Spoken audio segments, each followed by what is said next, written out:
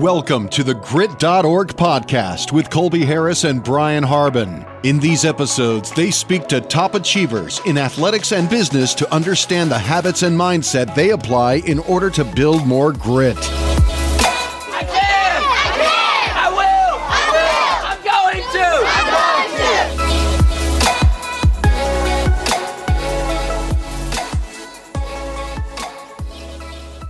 Welcome back to the Grit.org podcast. My name's Colby Harris. Alongside me is Brian Harbin, and we're here with today's guest, Bob Warren. Bob, thank you so much for being here.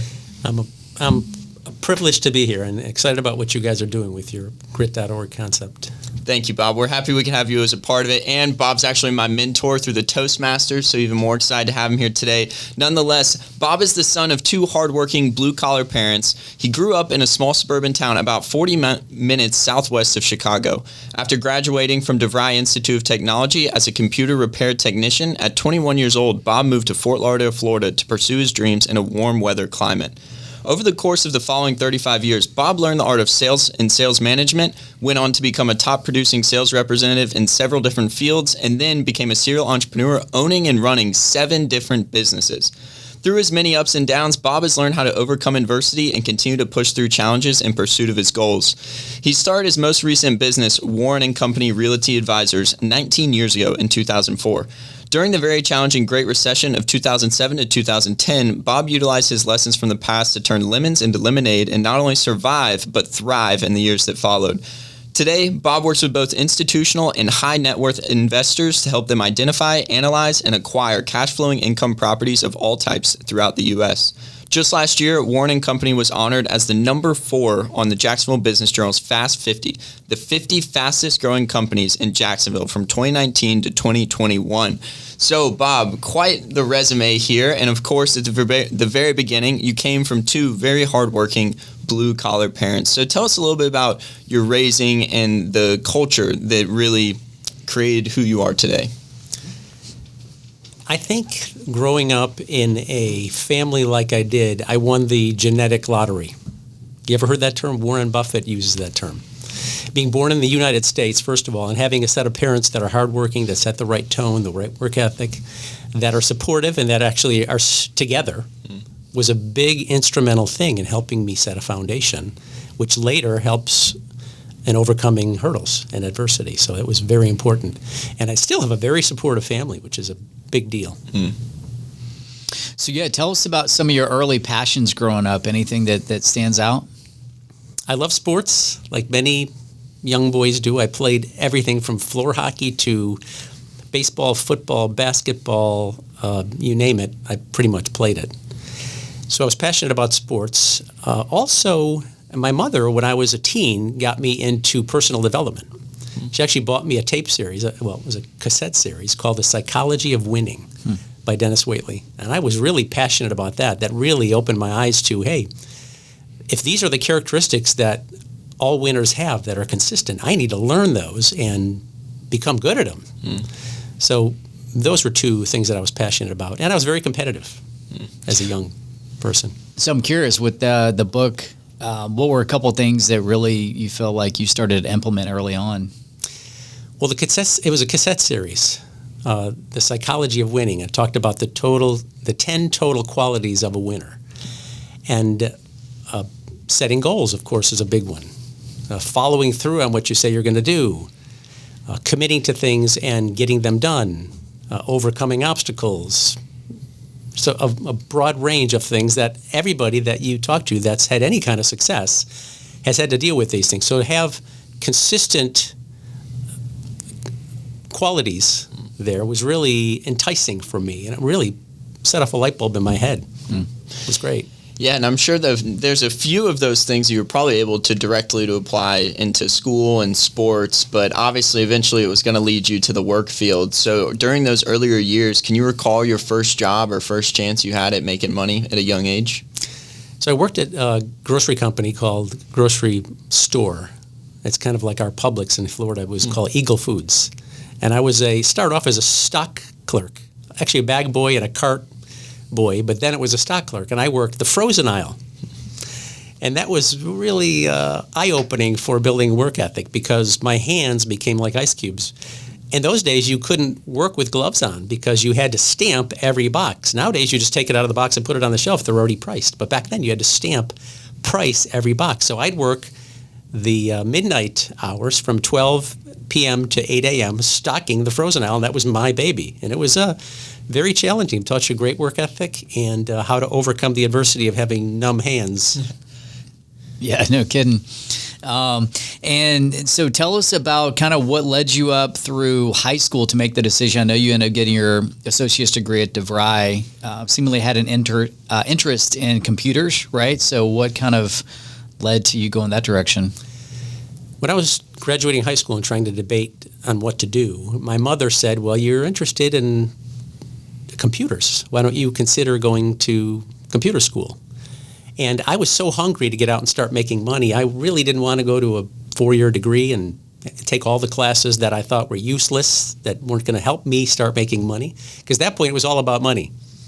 And money's not everything, but it takes you sometimes time to learn that. And that's a whole other story. But DeVry offered me an opportunity to go for 2 years and not have to take a bunch of the classes that I felt were unnecessary to go out in the workforce and start making money. So I decided to go that way. And it was a 2-year. They didn't even offer an associate's degree at that point. It was the next semester after I graduated, they offered an associate degree if you were to go one more semester. So it's actually a 2-year computer repair diploma, if you will, that I received. So then to this day, then you don't have a bachelor's degree, do you? I have no bachelor's degree, but what I've learned over the years is it's really helpful to have a bachelor's degree because going through all the challenges that I did when I was looking for positions, I would look for one that had a salary element of it and commission, but if I didn't have a degree, the doors were closed. So in retrospect, I should have gotten that degree, and I encourage my daughter to get that degree because it opens doors that you have to beat open or might never open without it. Yeah, that's always the debate. Is it's great to have it, but then also it's definitely a huge investment of time with your gen eds and stuff like you're talking about. I mean, I have a friend who's taking music history. He wants to be a marketing major, and he's learning music history, which for me could definitely become exhausting. My next question I want to ask you about is you were kind of on the technical repair side of computers and things like that, but you started to excel in sales. Where did that decision come in, and how did you really enter into the workforce after that 2-year degree? So I immediately moved from Chicago, suburb of Chicago, to Fort Lauderdale, Florida after I graduated. I wanted to go somewhere warm. I hated the cold weather, especially working on the frozen aisle. So it was either Florida or California. And I had an aunt that lived in Fort Pierce, Florida, which is a few hours north of Fort Lauderdale. And DeVry had a placement office in Fort Lauderdale, Florida, where they'd help you get a position. So they sent my resume down there. I took a 2-week vacation from my job. I was working in a hospital in a cafeteria at that point. Went down, had an interview, had an offer immediately, called Mom and said, send my clothes. I'm moving to Florida. And I had never even flown on a plane. Before that trip to interview in Fort Lauderdale, I was 21. So the decision to move to Florida was due to weather primarily, but the opportunity I had was with a company called Gould Electronics. They were a Fortune 500 company that ended up getting acquired by Motorola. And after 6 months of working there and looking at the people that have been there 30, 40 years, I'm thinking to myself, I do not want to be doing this forever. This is not going to make me money, A. And B, people don't seem happy here. So at that time, a company that had formed in Chicago called Wealth Unlimited were opening an office in Fort Lauderdale. My parents knew about Wealth Unlimited because they had taken it's a program that teaches people how to invest in Chicago. Mother tells me about this and says, the owner's son's moving to Fort Lauderdale to open up this company, the branch. So I said, give me his phone number. I'm going to call him immediately. So I called him. We had lunch, and I decided to take the leap and do a straight commission position at 21, working for Wealth Unlimited. And on that note, I want to ask you a little bit about kind of garnering that courage, really, because you had never been on a plane. You're all the way up in Illinois, and you decide to just jet down to Florida, first plane ride, for an interview nonetheless. You really had no idea what would come of it. Some kids I know at 20, 21 years old, they're afraid to even go eat a meal by themselves, nonetheless fly halfway across the country. So how did you know that that was something that you needed to pursue? Like, how did you go from never being on a plane to flying halfway across the country in pursuit of something that you couldn't even see yet? Well, it's courage, and it's that foundation. The foundation I had from the time I was young was such that I had confidence that if anybody else could do it, I can do it. And getting on a plane wasn't scary, even though I had never flown before. And moving somewhere wasn't actually scary for me. I mean, looking at it from a parent's perspective now, to have your kid move down there knowing nobody is a little daunting. But for me, at that age, it was just, I want to get out in the world and start making money, and I want to go somewhere warm. Yeah, I was going to say, the snow is scary enough for me. That would lead me away to head south. It did.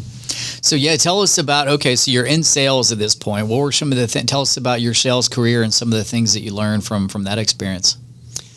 Well, sales is a great endeavor to have for any young person because it teaches you resilience, it teaches you persistence, it teaches you rejection, and those are all valuable things as you go through life on how to handle those things. So sales, to me, was a natural, and straight commission is a whole other element because it really inspires you out of desperate times to do what you need to do to get ahead. And I worked in a number of sales positions over the course of the next few years, and some of the companies closed, some of them just weren't a fit for me. So there were a number that I pursued, and then I found Multivest Options, which is a commodity option firm. So when I was with Wealth Unlimited, I got my Series 7 license, which is your stock license. I got my Series 63 license, which is you can manage an office.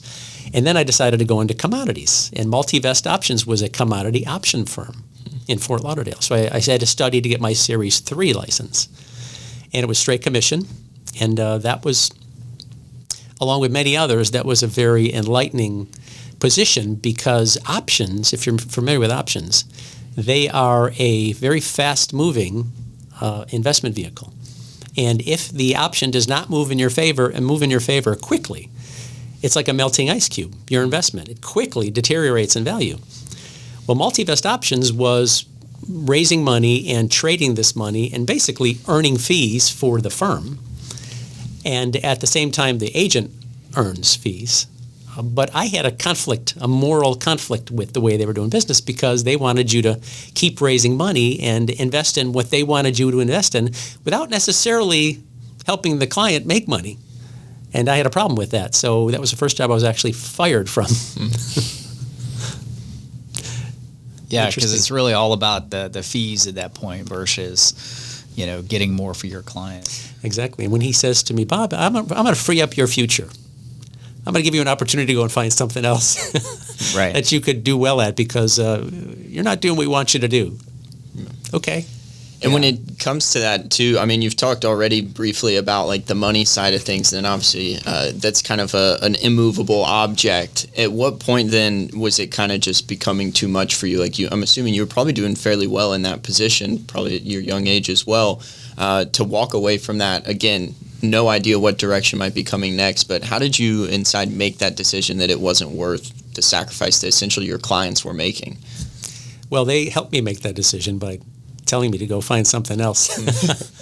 But I wasn't going to stay there because I was trying to do things the way I knew they needed to be done, as I had an education at that point in investing. Mm-hmm. I learned how to do technical analysis, which is trade based on charts and history and that kind of thing. And I was trying to use my technical analysis background to help the clients make money. And they said, well, we don't do that here. We make us money. So that was a clear conflict of interest. Yeah. So, and it looks like, because I know pretty soon after that you started Royal Knight Distributors, kind of get back into the grocery business. So I want to ask you about that. But, I mean, that's kind of a big decision too, I guess, completely, because you were pretty invested with all of your licenses to kind of forego that and to get started with Royal Knight. So tell us about kind of that decision and then, what it looked like with Royal Knight. I had gotten myself in $27,000 worth of unsecured credit card debt, going from job to job to job to job, and some of them not working out, including the Multivest Options. I started to do well, but I had a conflict of interest, so I'm cash advancing my credit cards to pay my bills. cash advancing one to pay the other, back and forth. I got myself in $27,000 in debt at that point. And I was extremely motivated, to say the least. I needed to find a big shovel to dig myself out of this debt. Well, along the way with these different sales opportunities, I met a gentleman whose brother-in-law owned a grocery wholesale company in Miami. And he was doing well, this friend of mine, working for his brother-in-law's company. It was called Premium Sales. He says, why don't you come in and meet my brother-in-law, Alan, and who knows, there might be an opportunity for you here. So I drove down to Miami from Fort Lauderdale, met Alan, and he said, well, we're really looking for somebody that has experience in this business because we're going to have to train you, and we don't want to spend the time to do that. And I said, look, I'm like a shark that hasn't eaten in a month. Give me an opportunity, and I'll be your top salesperson within a year. And he said, tell you what, we'll give you a draw against commission of $250 a week for 3 months. We'll see how you do. And 1 year later, I was their top salesperson, and I wiped out that $27,000 in debt. And that was a very motivational, inspiring, confidence-building experience. That's rare for a lot of people, too, not to mention. And then something traumatic happened. I'm in there working one day, and gentlemen with blue FBI coats walk in the door and arrested the owners.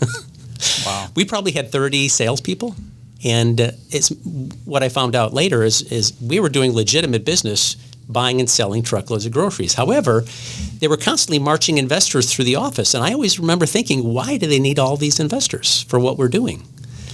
And they were running a Ponzi scheme called Premium Sales. You could read about it. It was the biggest Ponzi scheme in the history of the United States at that point.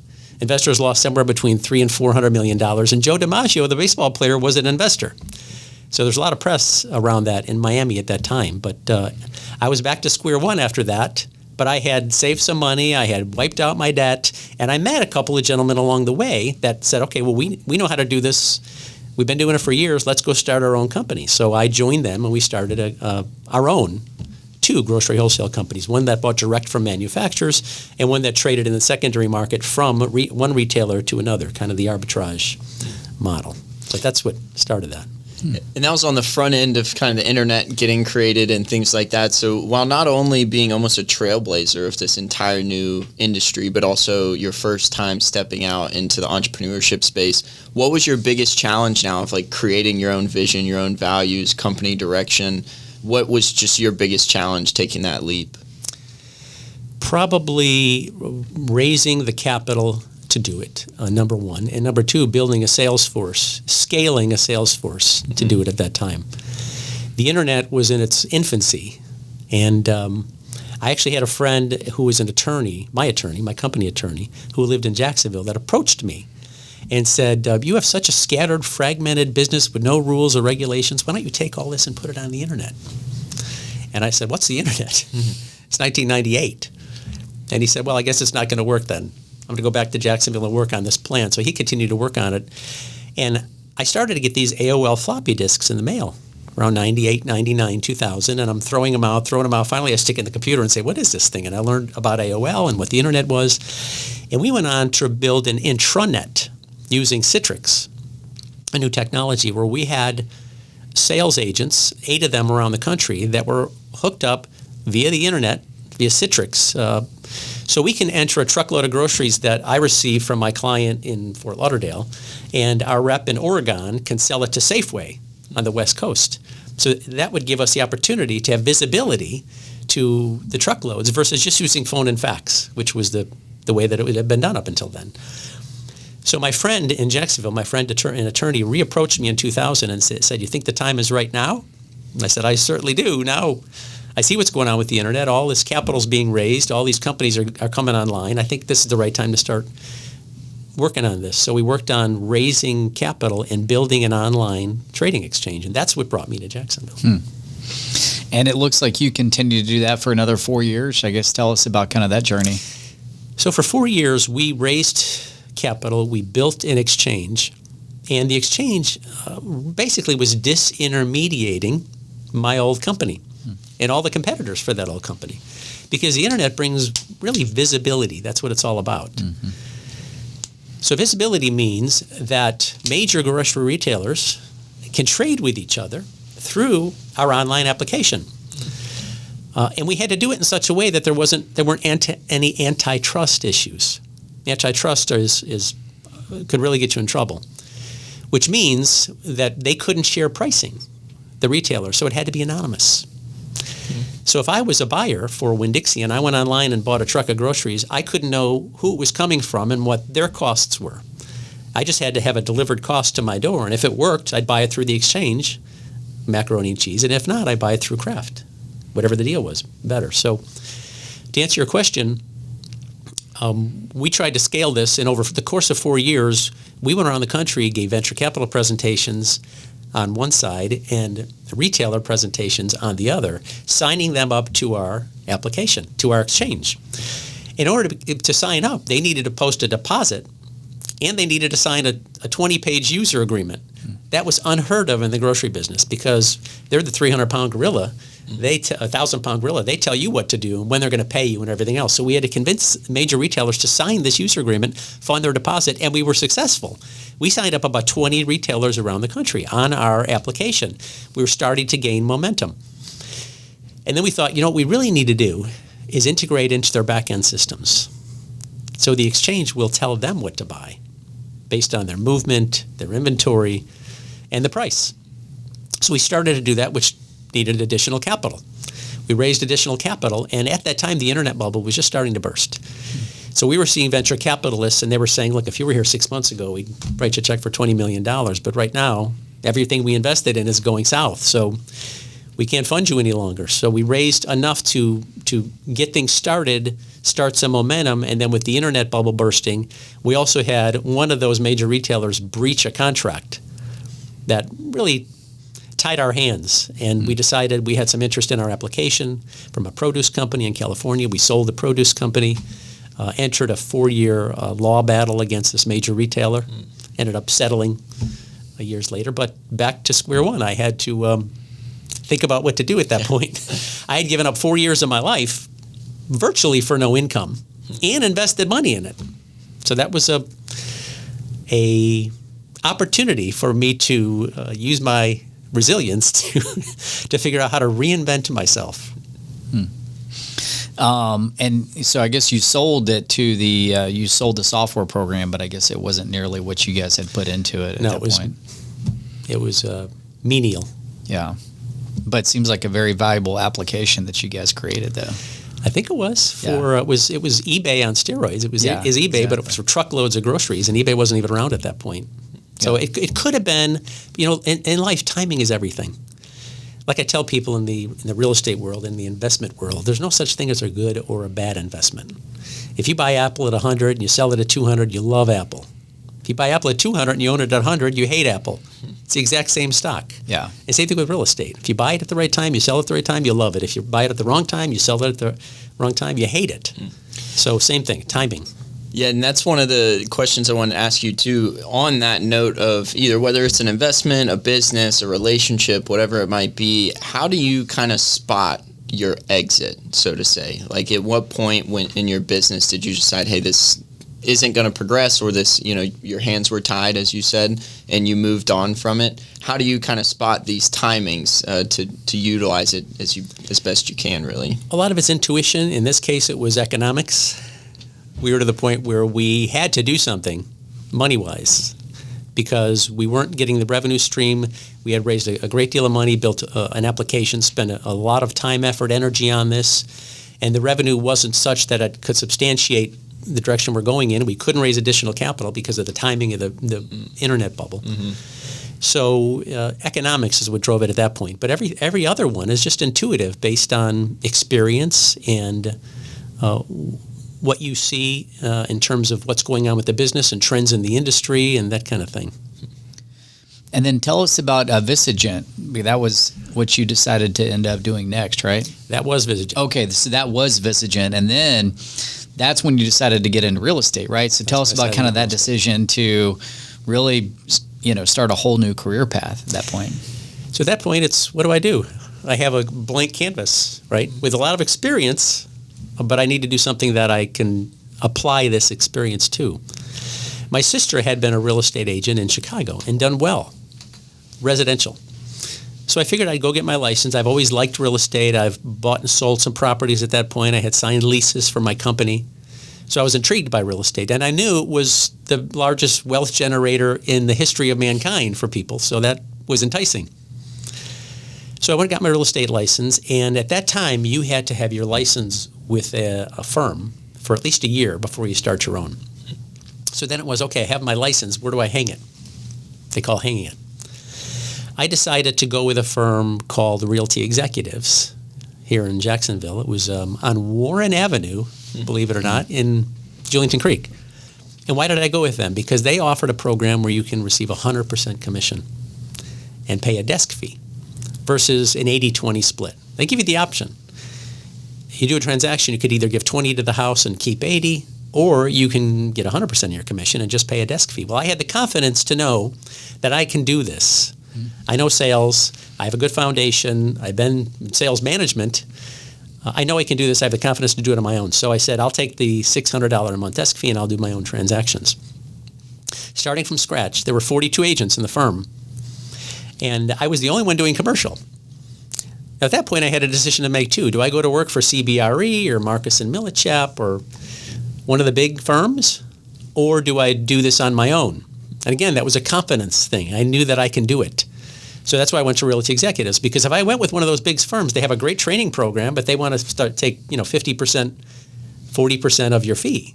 And I didn't want to do that. So I went with Realty Executives. I was the only one doing commercial in the firm. So how did I get started? First, I cold called all my business contacts, started telling them what I'm doing. Second, I thought, I'm going to drive around town, and every sign that I see, real estate sign, I'd call the broker or owner and say, okay, you're selling this, correct? Tell me what I need to know about this property. And they would say, well, concurrency is this, and zoning is this, and retention is this, and I had no idea what they were talking about. I'd go home at night and do research online, or I would ask my attorney friend, who also was a developer, what's retention?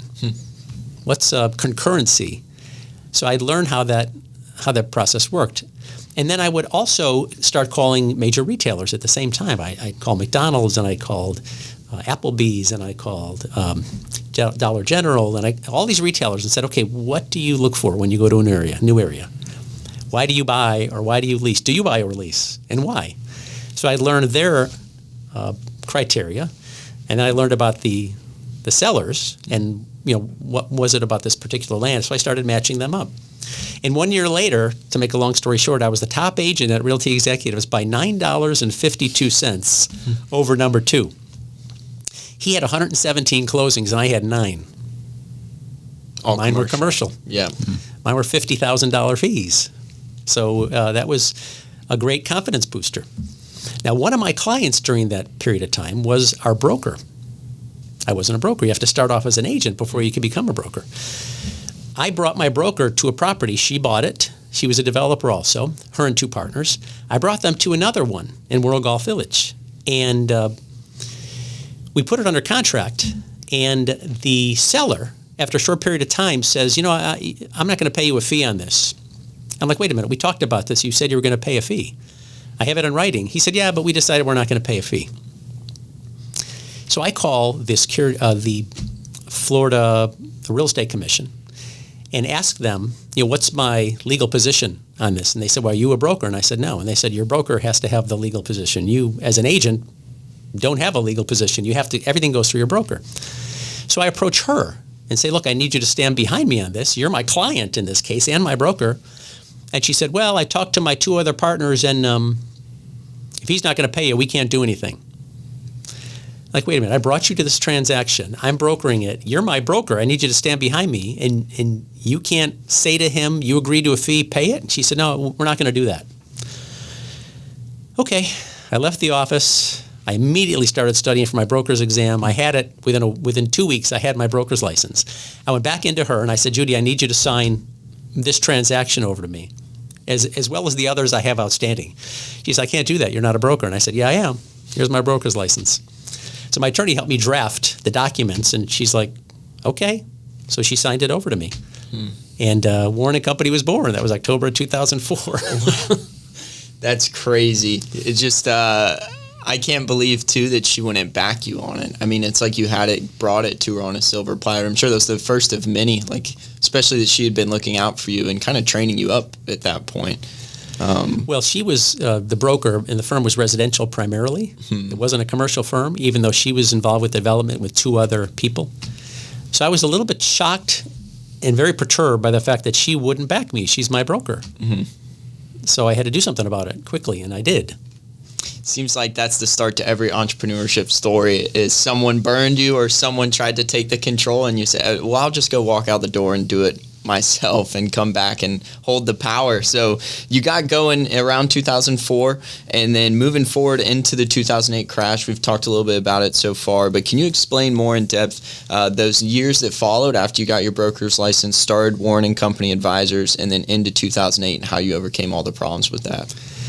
So end of 4 is when we started. 5, 6, 7 were all good years. We had primarily been doing land transactions for developers. Some were apartment developers, some were retail developers, some were industrial developers. So we probably had $30 or $40 million worth of contracts on land for our clients. And we were doing well for those few years, and then the Great Recession hit. And banks stopped loaning money. Can you imagine? Banks stopped loaning money? In real estate, that's everything. Yeah. So my income went to zero. My net worth, I had everything I had pretty much in real estate investments. They went upside down. And I remember driving down the street one time, and I pulled up to a ramp, and there's a homeless guy there with a sign. You guys have probably seen those before. And I thought to myself, that person is $5 million wealthier than I am right now. They're homeless, and they have a sign, "We'll work for food," and their net worth is $5 million more than mine, because I was signed to almost $10 million worth of personal loans on property that I was an owner in or the owner in. So that was like the perfect storm for me. The Great Recession happens, banks stop loaning money, the $30 million or $40 million we had in contracts goes to zero almost overnight. So what do you do? I remember sitting at home thinking, what the hell am I going to do to sustain this business and me? And then I thought, well, who has money that doesn't need loans that wants to buy real estate? And a light bulb went off. You've heard light bulbs going off in the past with people. Real estate investment trusts. They're big pools of money that they have to invest that money in real estate according to their investment objective. So how can I find real estate investment trusts? Google. I started Googling, who are the largest real estate investment trusts in the country? And I started cold calling.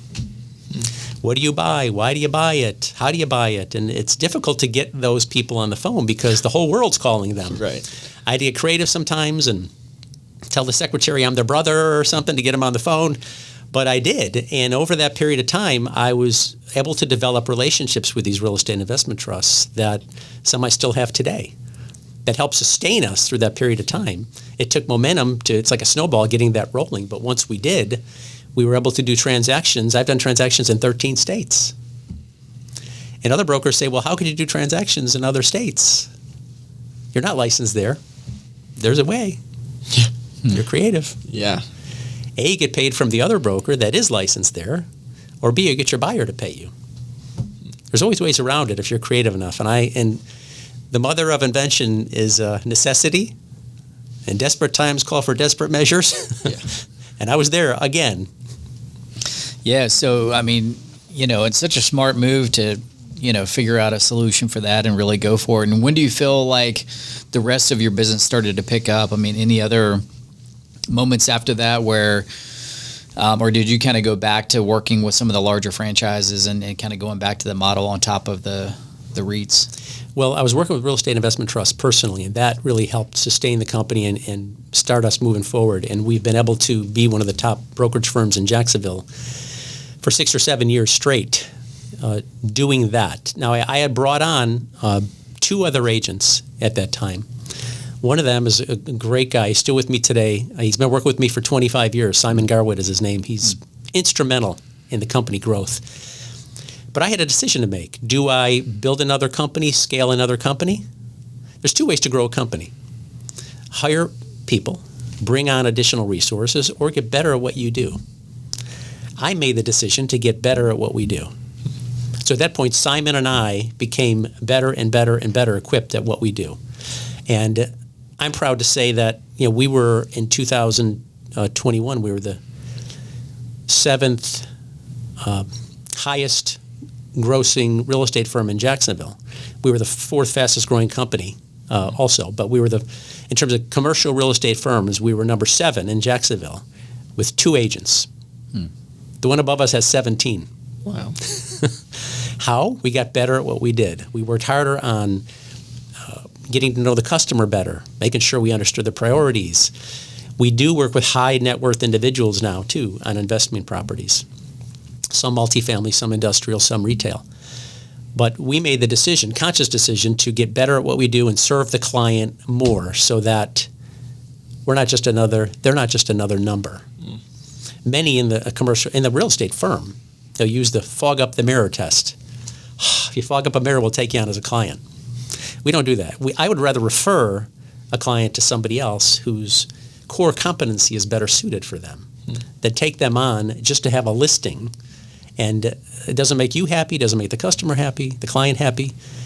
So that's how we decided to scale the business, which was a good thing for us. Yeah, and so is that still what the landscape looks like? Is you and one other broker, and then I guess some administrative assistants, or it's just the 2 of you guys that do? The total company is 2 people. That's amazing, yeah. Me and one other agent. And we've automated enough that we can do things very simply from a procedural point of view. So we don't need administrative staff. Right.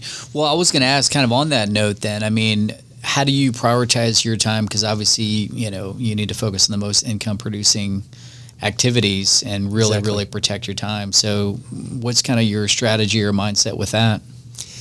Well, daily I think about in the morning, what's my day going to look like? What are the things that I need to focus on? And years ago, I took a sales program by the name of a guy by the name of Tom Hopkins. I don't know if you ever heard that name. I've heard the name. The reason I say unbelievable today when somebody asks me how I'm doing is because of Tom Hopkins. I was at a sales seminar in Fort Lauderdale probably 30 years ago, and Tom walks out on stage and says, "How is everybody doing today?" And of course, he gets a whole myriad of answers. He said, "I'm going to teach you something. From today on, when somebody asks how you're doing, say unbelievable, because of whether it's the best day of your life or the worst day of your life, it covers you either way." And I thought, that's brilliant. But one of his other sayings was, do the most productive thing possible at every given moment. And it's easier said than done. Do the most productive thing possible at every given moment. But I have that in my head all the time. And I think, okay, am I doing the most productive thing possible? And I have to do my ministerial tasks and other things around that. But I always keep in mind forward momentum, and that's difficult in this day and age because attention is a very limited resource. And really the only thing we have at the end of the day are time and attention. And the world has more distractions now than at any time in human history. So it's a challenging thing to do, but I know the value of time and the value of attention, and I keep that as a focus so that I make sure that I'm doing activities that are going to help the company and me progress.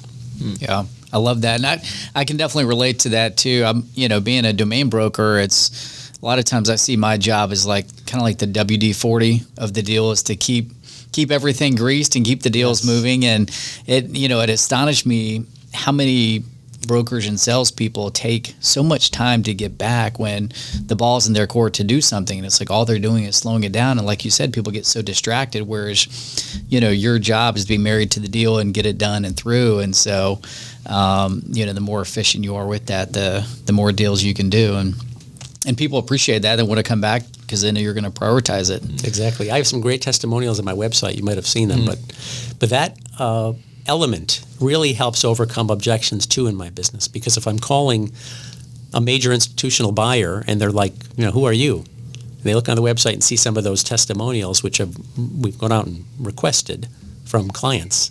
That's a huge thing in overcoming that objection of, who are you? Mm-hmm.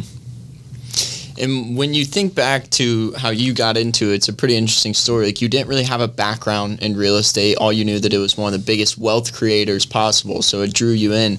It's a very popular space, obviously, these days, too. So if someone wanted to break into the real estate space now, what advice would you have for them, or for even younger Bob back when he was first getting his feet wet in the real estate space?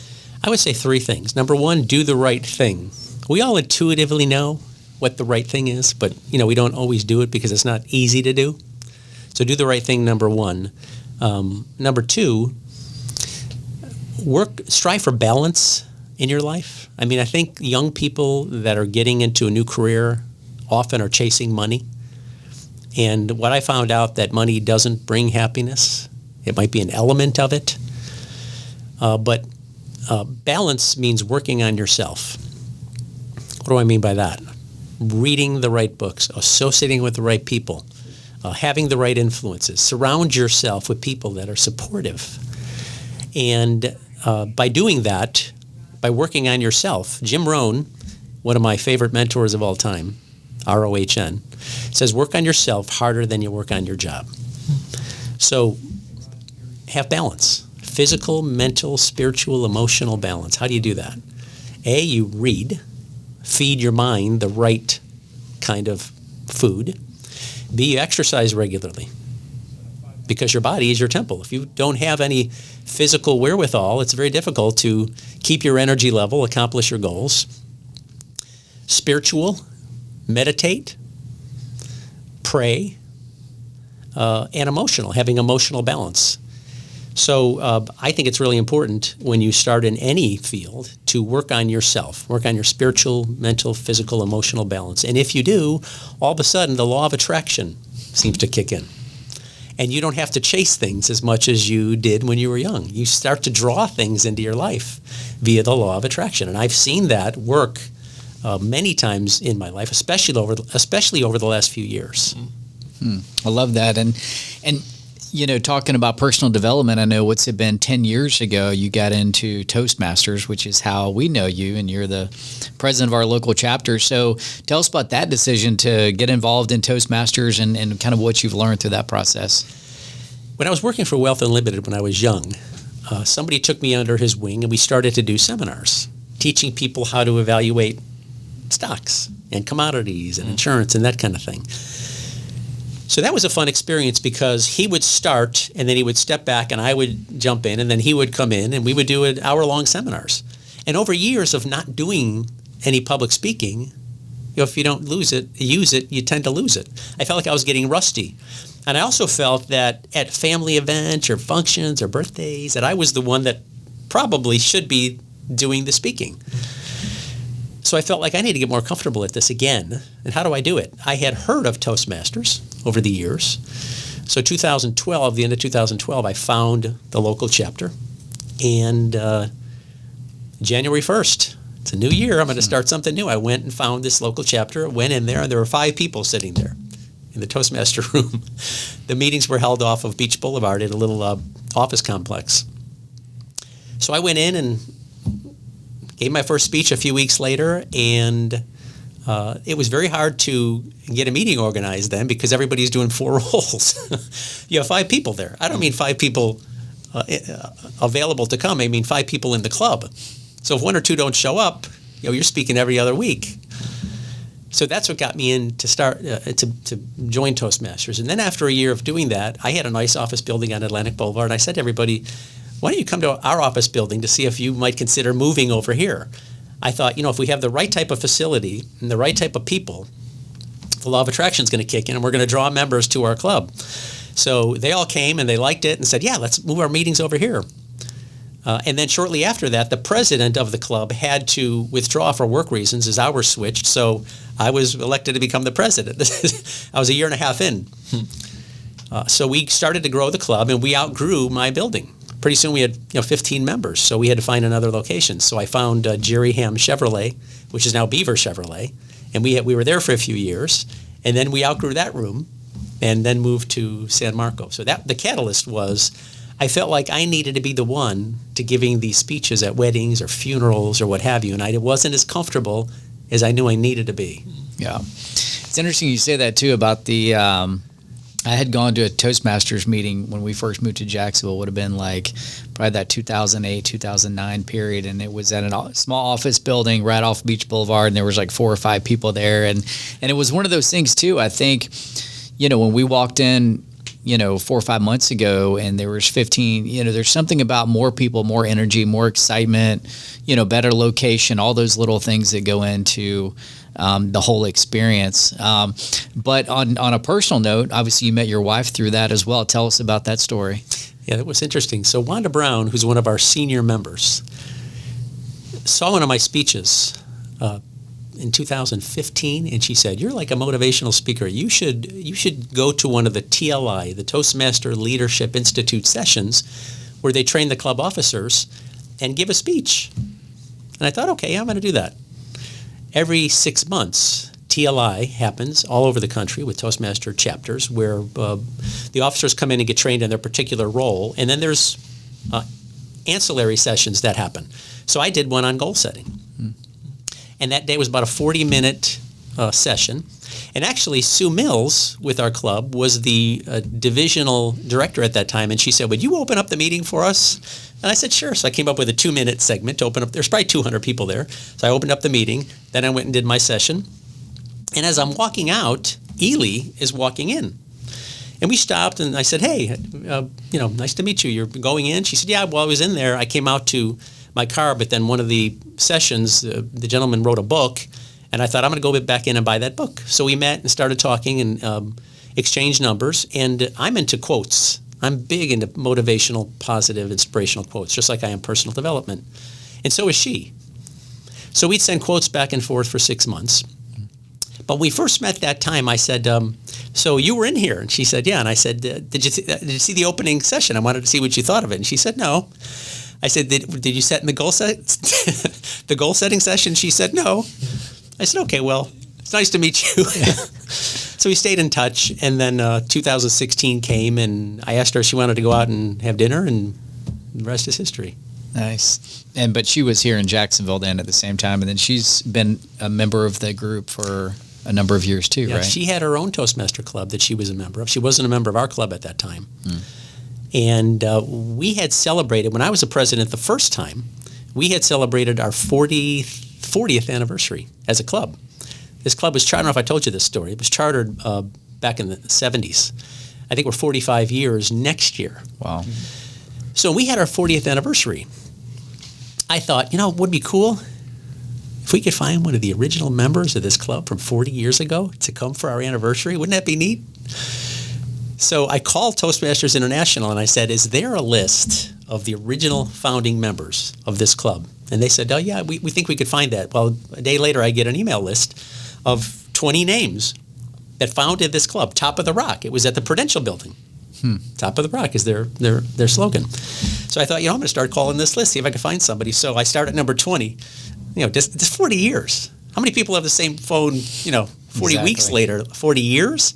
I call all the way up to the first number. The last person I called was the president of the club that started it back in 75. And he picks up the phone. "Hello?" I says, "Is this Bob LaBelle?" Depends who's asking. "Who's this?" So I went on to tell him who I am, and I'm president of your club that you started back then, and we'd love to have you in. Would you come in and do a speech? And he said, "I'd be honored." So he came in and gave a 20-minute speech to our club on why he started Toastmasters. Wow. He's almost 80 years old. It was great. It was inspirational. It was motivational. He told us why he started it. He said, "I work for Prudential, and I was in charge of HR. There's 4,000 people that I was responsible for to manage their health care and everything else. And I was on the executive team." And he said, "I remember sitting in executive meetings, and the people that were in charge of the different departments had a hard time getting up and saying their name." And these are executives for Prudential. And he thought, I got to do something about this. We have to fix this. So he found Toastmasters and started Top of the Rock. And he said, "I can't tell you the number of jobs it saved, promotions it helped with. It was instrumental in helping us change the culture of the company and create confidence, even at senior level ages." So getting accustomed to and confident and comfortable with public speaking is, I think, the number one thing you could do to build confidence, especially in kids. And I'm also big into the quotes, personal development. When I kind of started like 17, someone introduced it to Brian, really introduced it to me. It was always something that was in the back of my mind, but kind of having that blueprint. And I'm a big fan of quotes as well. And one of my favorites is, you have to be somebody before you can be somebody for someone else. So I'm huge in that whole mindset of like trying to do the right things for myself to be somebody for someone else. So for other young aspiring entrepreneurs, or really anyone that's kind of trying to find their mission and has a goal to be somewhere, what's some advice that you would have, or habits that would help them find success? Well, it's interesting. Ely now, my wife, has a personal coaching business where she coaches people of all ages to achieve fulfillment and balance and happiness in their life. So I'm attuned to this. Personally, I have been, and she is working with people, and she's coached people from 20 to 60, which is great. But I would say the number one thing they could do is surround themselves with the right people. Because once a year, we should sit and ask ourselves, where are my associations taking me?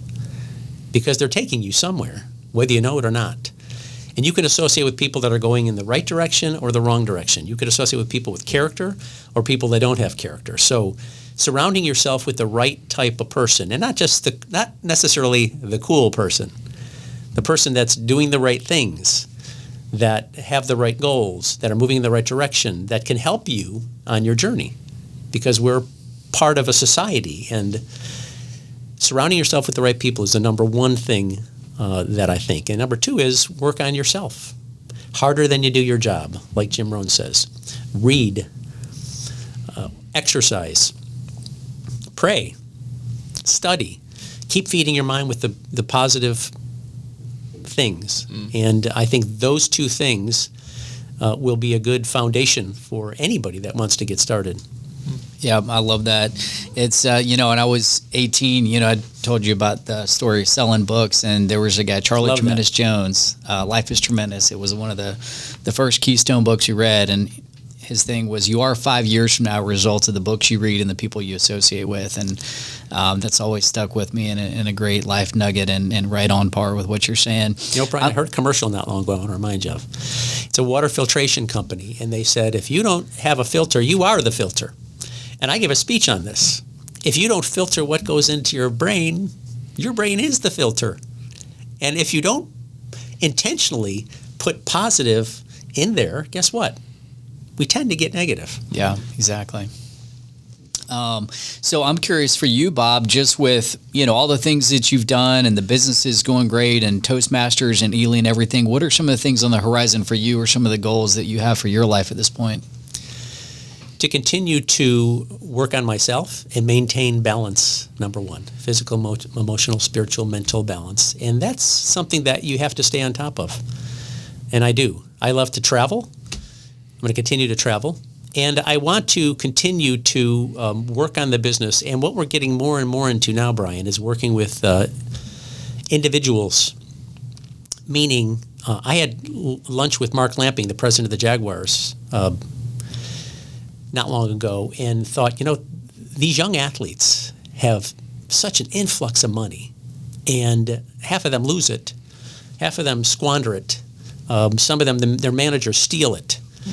And I would like to start working more with athletes that have means but have no clue what to do with it, and they don't have a foundation to keep it. Yeah. Jim Rohn says, perhaps you should become a millionaire before you get the money. And that's very telling, that if you build your foundation, if you have the right mindset, the right philosophy, you can scale anything.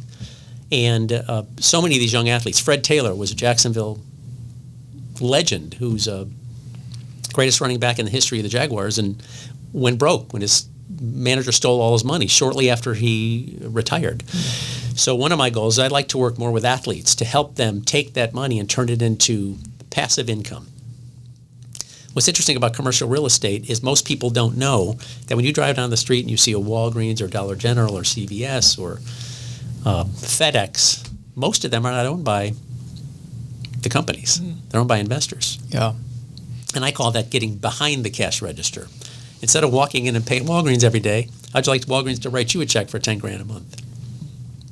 Happens every day, but people don't know it. McDonald's, they don't own most of their locations. They own a lot of them, but they don't own all of them. Mm-hmm.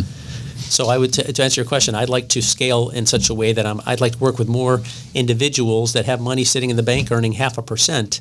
They could be earning 6 or 7 or 8, and having passive cash flowing income. And I'm going to continue to do that for me as well. Yeah. Well, it's been really cool to have you here today, Bob. Talk about what you've done, what you're doing now, and now where you're going to give back and continue to grow your business, fulfill your mission. I just got one more question for you. As you know, we've really built everything with the backbone of the Grit Creed, which is 12 principles we believe every person should lead their life by. So within that, what part of the Grit Creed resonates most with you and why? Finish what you start. You have something in your Grit Creed about finishing what you start. When you start it, finish it. And I think that's a huge thing, especially in this day and age with all the distractions like we talked about. Mm-hmm. There's more distractions than any time in human history. And young people especially, start this book and they end it and then they go to this and then end it and they go to this. And I think having the determination, the grit, the perseverance to start something and finish it is absolutely critical. So I love that part of your creed. Mm. Thank you, Bob. And if someone was trying to get in touch with you, what would be the best way to do that? If they were looking to buy real estate or looking to learn more, get in touch with your company, what would be the best way for them to do that? They can visit my website, warrenandcompany.net, or they can email me at rwarren@hq1.com, HQ, the numeral 1.com. And those are probably the best ways. Perfect. All right, Bob. Well, we really appreciate you having you on today, coming in for the show. So that's a wrap here at the Grit.org podcast. Please check out our other episodes. Leave us a comment. Tell us something you enjoyed about Bob's story. Share it with someone you think it would resonate with or impact. As always, we appreciate you tuning in for another episode of the Grit.org podcast. Thanks for your time, guys. Thanks, Bob. Thanks, Bob.